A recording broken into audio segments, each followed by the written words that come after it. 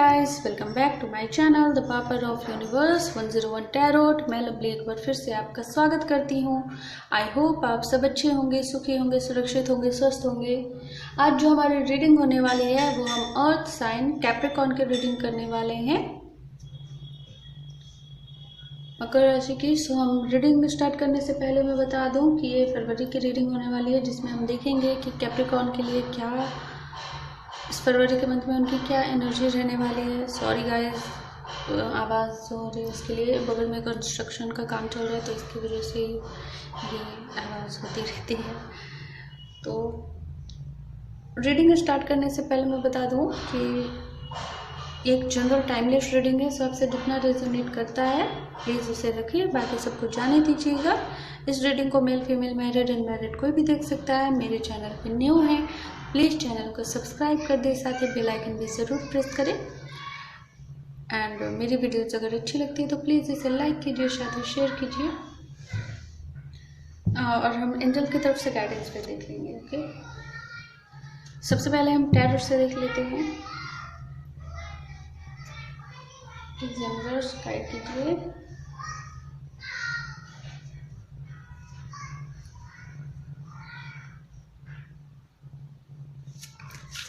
Capricorn के लिए इस फरवरी का मंथ कैसा रहने वाला है, किस एनर्जी में रहने वाले हैं कैप्रिकॉर्न, प्लीज बताइए, ये क्या जानने की ज़रूरत है।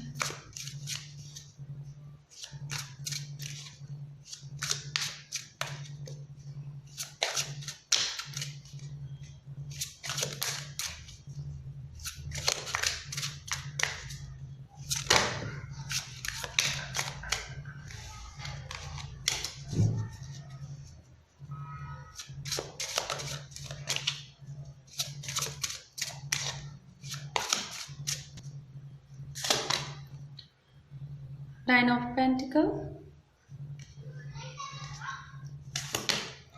the Moon, Six of Pentacles, and the Hangman,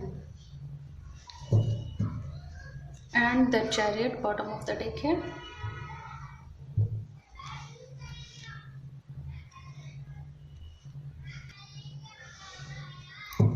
चलिए हम एनर्जी ऑरेकल से भी देख लेते हैं। प्लीज यूनिवर्स गाइड कीजिए।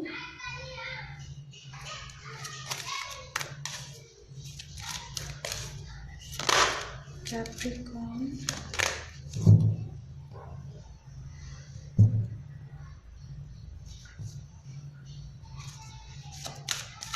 मैं सारे कार्ड्स पहले निकालूंगी गाइस, आज इसके बाद मैं रीडिंग करूंगी।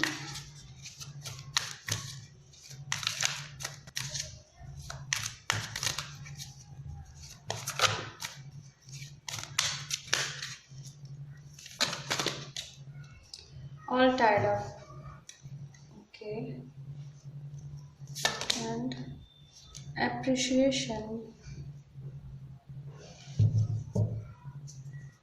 and bottom of the deck है Angel of Love।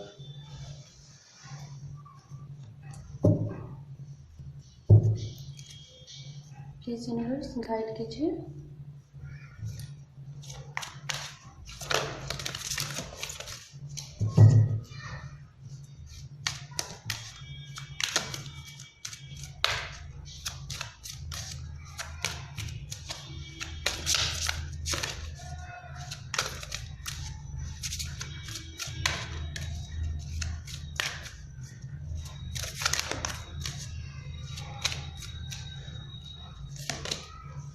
You are ready.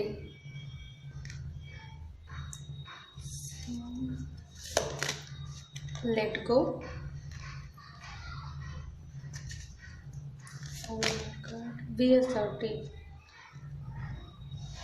And bottom of the deck है recovery. मोनोलॉजी से भी देख लेते हैं। प्लीज यूनिवर्स गाइड कीजिए के लिए क्या गाइडेंस है।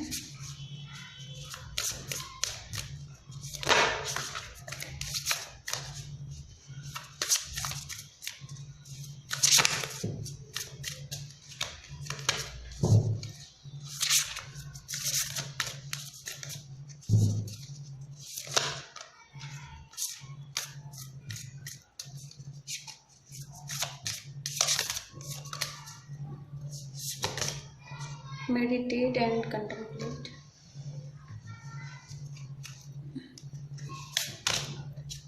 Don't let your past hold you back. Conclusion are within reach. Bottom of the deck है. So guys, अगर मैं बात करूँ तो कुछ ना कुछ आपके पास्ट में तो डेफिनेटली कुछ ना कुछ ऐसी चीज़ें हुई हैं जिस चीज़ ने आपको काफ़ी तोड़ कर रख दिया, जिस चीज़ ने आपको काफ़ी ज़्यादा हर्ट किया. कुछ ऐसी चीज़ें हैं, मीन्स हो सकता है आपका भरोसा टूटा हो, किसी चीज़ पे आपने भरोसा किया एंड आपका भरोसा टूटा हो. बट कहीं ना कहीं वो चीज़ें अगर हम पॉजिटिवली लेकर चले तो आपकी ग्रोथ में भी वो चीज़ें काम आए. अगर नहीं होता ऐसा तो आप ग्रोथ नहीं करते, आप काफ़ी चीज़ों को समझते नहीं, आप नहीं समझ पाते, क्योंकि यहाँ पे बहुत सारी अच्छी चीज़ें हैं जैसे 9 ऑफ पेंटिकल. आपने खुद पे बहुत काम किया है, आपने ग्रो किया है, आप काफ़ी ज़्यादा मीन्स इस लेडीज़ के पास मीन्स सब कुछ होता है, इसने इतने पैसे कमाए हैं, इसके पास 9 ऑफ पेंटिकल है, फिर भी इसके पास इसे ऐसा फील होता है कि किसी चीज़ की कमी है. आप देख रहे हो ये जो बच्ची है उससे ही गुर रही, जबकि इसके पास 9 ऑफ पेंटिकल है, इतनी अच्छी ड्रेस पहनी हुई है, सब कुछ है, फिर भी तो सब कुछ होने के बाद भी कोई कमी अंदर से ऐसी फील होती है कि कुछ कमी है. आपने बहुत कुछ कोशिश की, आपने उस सुकून, शायद आपको सुकून नहीं मिलता, आपको दिल से खुशी नहीं होती है, शायद ऐसा, या किसी चीज़ का बर्डन है आपके दिल पे जो कि आप दूर ही नहीं कर पा रहे हो. ओके, आप बहुत ज़्यादा स्पिरिचुअल हो, आप दान पुण्य भी करते हो, दान धर्म करते हो, जो कि बहुत अच्छी बात है. लेकिन कहीं ना कहीं एक फेज़ ऐसा भी है, आपके लाइफ का पार्ट एक ऐसा भी है जिस चीज़ में आप काफ़ी ज़्यादा स्टक हो सकता है वो आपका पर्सनल लाइफ हो. क्योंकि अगर मैं बात करूँ, आपका प्रोफेशनल लाइफ काफ़ी अच्छा चल रहा है, आप उस चीज़ में आगे ग्रो भी कर रहे हो, आपके लोग तारीफ भी करते हैं, यहाँ तक कि लोग आपको ऐसा कहते होंगे कि आप कैसे ये सब करते हो.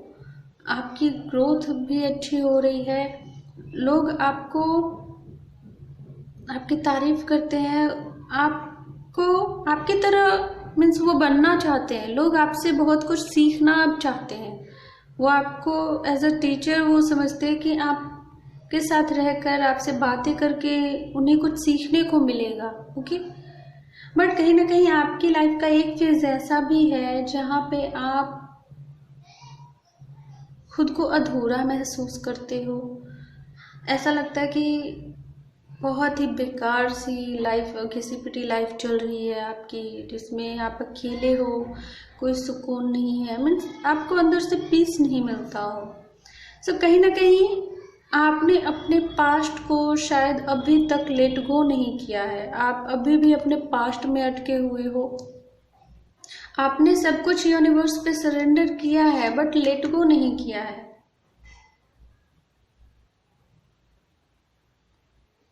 सो सरेंडर करना, लेट गो करना दोनों अलग अलग चीज़ें होती हैं. सरेंडर मीन्स क्या, सरेंडर का मतलब ये नहीं होता है कि हम अपने प्रॉब्लम्स को यूनिवर्स पे सरेंडर कर दे, उसके बाद उसकी माला जपते. सरेंडर का मतलब ये हुआ कि हम उन यूनिवर्स पे अपनी प्रॉब्लम्स तो उनको उन पे सौंपे देते हैं कि ठीक है, मेरी लाइफ में जो कुछ भी होगा वो आपको देखना है, रिजल्ट जो भी होगा, कब होगा, मेरी प्रॉब्लम्स कैसे सॉल्व होगी मुझे नहीं पता, मैंने अपनी सारी प्रॉब्लम्स अब आपको सरेंडर कर दिया है. बट यहाँ पे उसका जो आउटकम निकलेगा, कब होगा, कैसे होगा, ये हमारे माइंड में चलते रहता है. तो जब तक वो चलते रहेगा, आपने सरेंडर कहाँ किया, तो आपने सरेंडर ही नहीं किया. और जब तक वो आपके माइंड में चल रहा है मीन्स आपने लेट गो भी नहीं किया. सरेंडर करने का मतलब है आप बिल्कुल भूल जाइए आप उस आउटकम को कि वो कब मिलेगा, कब होगा. आपको आउटकम का टेंशन नहीं लेना है और उस चीज़ को पूरी तरह से भूल जाना है. लेट गो करना है, उस चीज को ही, उस पूरा टॉपिक को ही आपको भूल जाना है। हो सके तो आप दूसरी तरफ फोकस कीजिए, जो कि आप अपने कैरियर में कर ही रहे हो, लेकिन कहीं ना कहीं आप अपने पास्ट के बारे में भी सोचते हो, जिस वजह से आपके जख्म भर नहीं पा रहे हैं, पूरी तरीके से अभी तक नहीं भरे हैं। एंड जब भी आप उस चीज को याद करते हो, आप अपने जख्मों को खुद से ही और ताजा कर लेते हो। सो आपने बहुत टाइम दिया है इस प्रोसेस में। आप खुद देखो कि आपने लंबा समय दिया है, आप अपनी प्रोफेशनल लाइफ में देखो कि आपने ग्रो भी कर लिया है, लेकिन इतना ही टाइम आप अपनी पर्सनल लाइफ में भी ग्रो करने के लिए दो। और उसके लिए सबसे पहला काम जो है वो आपको खुद अपने पास्ट से निकलना होगा। आपको खुद से ऐसा कहना होगा कि अब आपको अपने पास्ट से बाहर निकलना है, बिल्कुल भी नहीं सोचना है। अपने पास्ट को लेट गो कीजिए, अपने पास्ट को लेट गो कीजिए और अपनी सारी प्रॉब्लम्स को यूनिवर्स को सरेंडर कीजिए। अपने पास्ट को बिल्कुल लेट गो कीजिए। हो सकता है इसमें काफ़ी ज़्यादा डिफ़िकल्ट हो आपके लिए, तो आप मेडिटेशन कर सकते हो, यूनिवर्स पे भरोसा रखिए, उन्हें थैंक यू बोलिए। आप बेशक इस काम के लिए तैयार हो, आपको ये चीज़ें और पहले ही करनी चाहिए थी, लेकिन आपने सिर्फ अपने प्रोफेशनल लाइफ पे जो है अपने कैरियर पे फोकस किया, लेकिन आपने खुद को हील करने के लिए शायद जितनी मेहनत, मैं ये नहीं बोलूँगी आपने खुद को हील करने के लिए मेहनत नहीं किया, क्योंकि आपने 6 ऑफ पेंटिकल का कार्ड है, आप बहुत ज़्यादा स्पिरिचुअल भी हुए, आपने दान पुण्य भी किया, सब कुछ किया, लेकिन आपने जो किया है वो आप अपने पास्ट के बारे में बार बार सोचते जो आप रहे ना, उसकी वजह से आप उस चीज़ से कभी बाहर निकल ही नहीं पाए। ऐसी एनर्जी में रहोगे तो फिर ऐसी ही एनर्जी आप अट्रैक्ट करोगे, फिर और प्रॉब्लम्स ही आएगी। तो आप क्या ऐसा चाहते हो? आप इस चीज़ में खुद को बंधा हुआ मैं दिखाती हूँ, आप खुद फील करते हो कि आप ऐसे बंधे हुए ही हो। आप चाहो तो इस चीज को तोड़कर आप बाहर निकल सकते हो, बट आप चाहते हो, ये आप हो, ये भी आप हो, तो ये प्रैक्टिकल के लिए आप तो देखो ग्रो कर रहे हो। ओके, मैं दिखाती हूँ। ओके, लेकिन आप अंदर से खुद को ऐसे बंधा हुआ ही महसूस करते हो, और ये क्यों? क्योंकि आप बाहर खुद से नहीं निकलना चाह रहे हो। चाहते हो तो अपना 100% दीजिए। चाहते हो तो आज से ये खुद से प्रॉमिस कीजिए कि आपको अपने पास्ट के बारे में तो बिल्कुल भी नहीं सोचना है। जो हुआ सब कुछ भूलकर एक नई शुरुआत करनी है, आगे बढ़ना है। आप काम कर रहे हो खुद को हील करने के लिए, लेकिन जो आप काम कर रहे हो उससे ज़्यादा आप खुद को चोट पहुंचा रहे हो अपने पास्ट को याद कर करके। तो वैसा आपको नहीं करना है। सबसे बड़ी रुकावट यही आ रही है कि आप उस चीज़ को भूल नहीं पा रहे हो, और उसकी वजह से आप इमोशनल हो जाते हो, खुद को कमज़ोर कर लेते हो। आप रेडी हो, यूनिवर्स भी कह रही है कि आप इस चीज़ को हैंडल कर सकते हो, आप बिल्कुल रेडी हो।